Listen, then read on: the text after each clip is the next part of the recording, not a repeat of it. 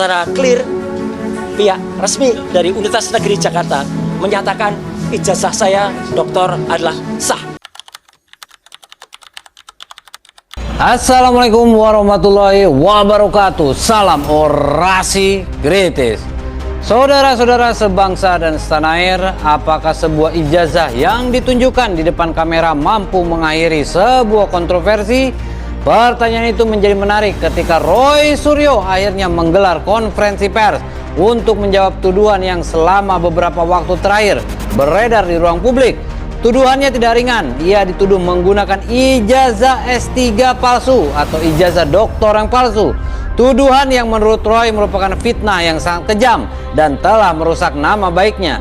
Namun alih-alih langsung mengangkat ijazah ke hadapan publik, Roy justru memulai penjelasannya dengan sebuah kronologi. Ia menceritakan perjalanan studinya di Universitas Negeri Jakarta, mulai dari masuk program doktor pada tahun 2016, sempat mengambil cuti, kemudian kembali aktif pada tahun 2020 hingga menyelesaikan seluruh tahapan akademik sebelum dinyatakan lulus. Setelah itu barulah ia menunjukkan ijazah doktor yang disebutnya sebagai ijazah asli dan sah.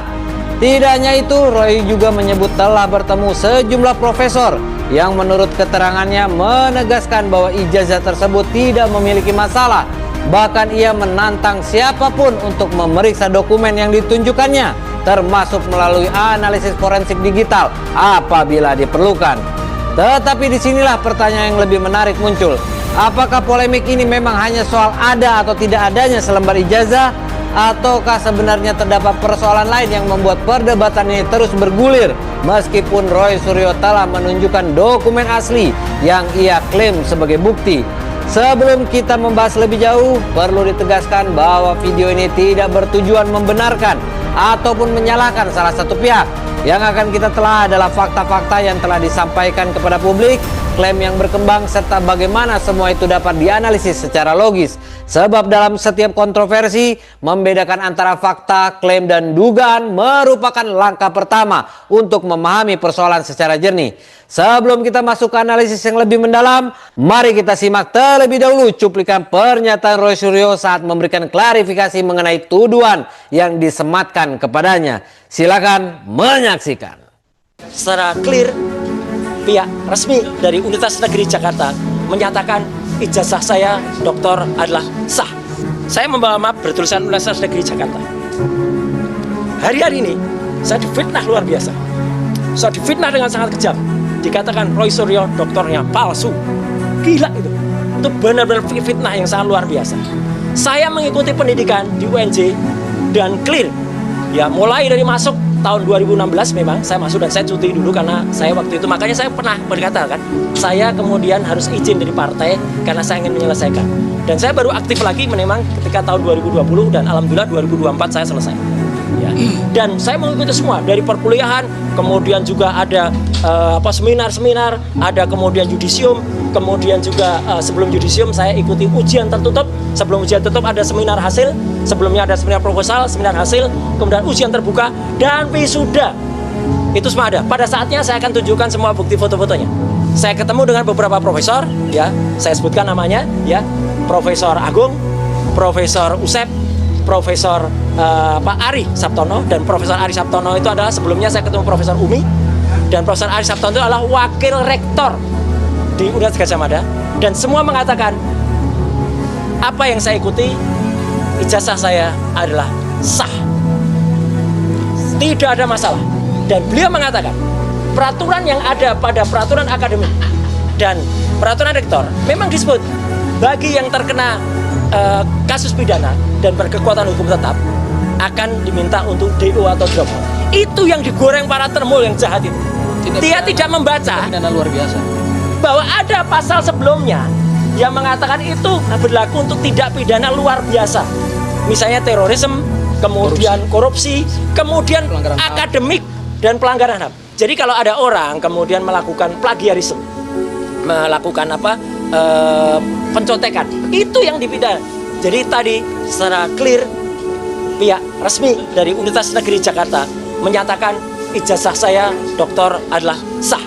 Saya sebagaimana banyak tadi ditunjukkan, banyak mahasiswa atau lulusan UNJ yang lain memang kemudian setelah selesai tidak mengambil ijazahnya karena ya sudahlah, yang penting sudah selesai. Itu banyak, yang penting lulus, ya gitu. Dan bahkan banyak yang tidak ambil wisuda karena wisuda itu hanya seremoni. Inilah ijazah asli yang saya dapatkan dari Universitas Negeri Jakarta sah. Silakan Di sini ada embosnya. Saya dititipi pesan oleh Universitas Negeri Jakarta, yaitu oleh Prof. Ari Sartono. UNJ tidak akan menggelar konferensi pers atau menggelar statement resmi, tidak perlu. Beliau menyerahkan, sudah Mas Roy saja yang sampaikan. Atas karena perlakuan yang sangat kejam dan itu sudah viral di media massa, saya harus melakukan tindakan kepada saudara Taufik Bilfakih, kepada saudara Richard Huta-Julu, dan mungkin juga kepada orang lain dan orang-orang yang mungkin akan menggelorakan itu. Kalau memang Anda belum melakukan, saya sarankan demi kebaikan, berhentilah menyebarkan fitnah saya beri ijazah palsu. Tidak ada. Ijazah saya sah dan resmi dari Universitas Negeri Jakarta, dan pada saatnya saya tunjukkan juga bahwa IP saya juga clear 3,86 dengan lulus predikat sangat memuaskan. KB ya, mereka itu KB. Nah, itu ya. Jelas ya. Jadi tunggu, Anda semua akan menerima konsekuensi dari fitnah yang sangat kejam. Baik, itu pernyataan dari Bung Roy Suryo ya. Ijazahnya itu udah jelas ya, asli dari UNJ. Dan kalau kita perhatikan secara seksama, konferensi pers Roy Suryo sebenarnya tidak dimulai dengan menunjukkan ijazah. Justru sebaliknya, ia lebih dahulu membangun sebuah cerita mengenai perjalanan akademiknya. Ia menjelaskan kapan masuk kuliah, mengapa sempat mengambil cuti, kapan kembali aktif, hingga tahapan-tahapan akademik yang telah dilaluinya. Mulai dari seminar proposal, seminar hasil, ujian tertutup, yudisium, ujian terbuka, sampai akhirnya di wisuda. Pertanyaannya, mengapa Roy memilih urutan seperti itu? Padahal jika tujuan utamanya hanya membuktikan bahwa ia memiliki ijazah, bukankah akan lebih sederhana jika sejak awal ia langsung mengangkat dokumen tersebut di depan kamera? Disinilah strategi komunikasinya menjadi menarik. Roy tampaknya ingin membangun sebuah pesan bahwa ijazah bukanlah titik awal pembuktian. Menurut narasi yang ia bangun, ijazah hanyalah produk akhir dari sebuah proses akademik yang panjang. Dengan kata lain, ia mengajak publik melihat keseluruhan perjalanan studinya sebelum menilai keabsahan dokumen yang dimilikinya. Strategi seperti ini dikenal dalam komunikasi publik sebagai upaya membangun kredibilitas melalui narasi, bukan semata-mata melalui bukti fisik. Namun pertanyaan berikutnya juga layak diajukan. Apakah sebuah kronologi yang rinci otomatis membuktikan bahwa seluruh proses tersebut benar-benar terjadi? Jawabannya tentu tidak sesederhana itu, saudara-saudara. Kronologi merupakan sebuah klaim yang dapat membantu publik memahami cerita, tetapi kebenarannya tetap bergantung pada bukti yang dapat diverifikasi. Karena itu, setelah menjelaskan perjalanan akademiknya, Roy Suryo kemudian memperkuat narasinya dengan menyebut adanya saksi, dokumentasi foto, serta pernyataan sejumlah profesor yang menurut keterangannya menyatakan bahwa ijazah tersebut sah. Di titik ini terlihat bahwa pembelaan Roy dibangun melalui beberapa lapisan. Lapisan pertama adalah kronologi, lapisan kedua adalah keberadaan saksi dan dokumentasi, lapisan ketiga adalah otoritas akademik yang ia sebut mendukung penjelasannya, dan lapisan terakhir adalah dokumen ijazah yang akhirnya ia tampilkan di hadapan publik. Pertanyaannya kemudian, apakah seluruh lapisan pembelaan itu cukup untuk mengakhiri polemik? Belum tentu. Sebab dalam kontroversi yang telah berkembang di ruang publik, persoalannya seringkali tidak lagi berhenti pada keberadaan sebuah dokumen. Publik juga ingin mengetahui bagaimana dokumen tersebut dapat diverifikasi, siapa yang memberikan konfirmasi resmi, serta apakah seluruh pihak yang terlibat memiliki penjelasan yang konsisten. Disinilah muncul hal lain yang cukup menarik. Roy mengatakan bahwa ia telah bertemu dengan sejumlah profesor dan menyampaikan bahwa mereka menyatakan ijazahnya sah. Namun dalam kesempatan yang sama, ia juga mengatakan bahwa pihak universitas tidak akan menggelar konferensi pers atau memberikan pernyataan resmi kepada publik dan memilih agar penjelasan disampaikan melalui dirinya. Pernyataan ini tentu memunculkan pertanyaan yang patut didiskusikan. Dalam sebuah polemik yang menyangkut keabsahan dokumen akademik, manakah yang memiliki daya meyakinkan lebih besar di mata publik? Pernyataan yang disampaikan oleh pihak yang sedang membela dirinya, atau penjelasan resmi yang disampaikan langsung oleh institusi penerbit dokumen, ya, UNJ. Pertanyaan ini penting bukan untuk menyimpulkan bahwa Roy benar ataupun salah, melainkan untuk memahami bagaimana kepercayaan publik terbentuk. Karena dalam setiap kontroversi, publik bukan hanya menilai isi sebuah pernyataan, tetapi juga menilai siapa yang menyampaikan, bagaimana proses pembuktiannya, dan sejauh mana informasi tersebut dapat diverifikasi secara independen. Saudara-saudara sebangsa dan setanah air, pada akhirnya polemik seperti ini mungkin tidak akan selesai hanya karena satu pihak menunjukkan sebuah dokumen ataupun karena pihak lain terus mempertanyakan keabsahannya. Siapa pihak lainnya yang memfitnah Roy Suryo?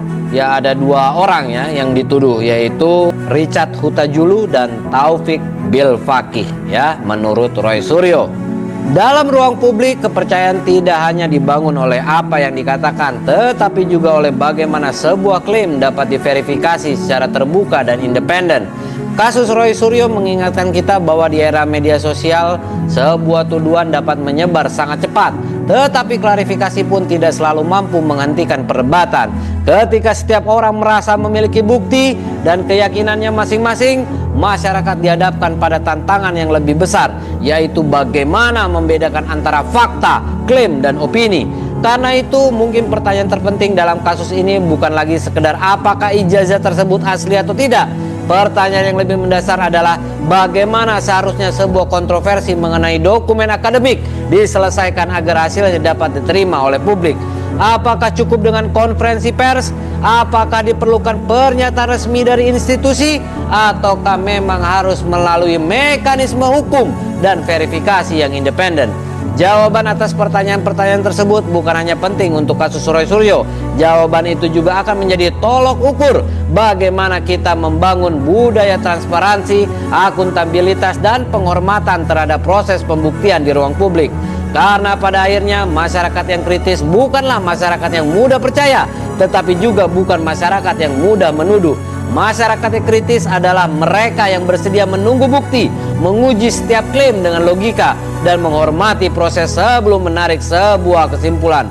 Lalu bagaimana menurut Anda? Apakah konferensi pers dan bukti yang ditunjukkan Roy Suryo sudah cukup menjawab keraguan publik? Atau justru masih ada pertanyaan yang menurut Anda perlu dijelaskan lebih lanjut? Sampaikan pendapat Anda di kolom komentar dengan argumentasi yang santun dan berbasis fakta.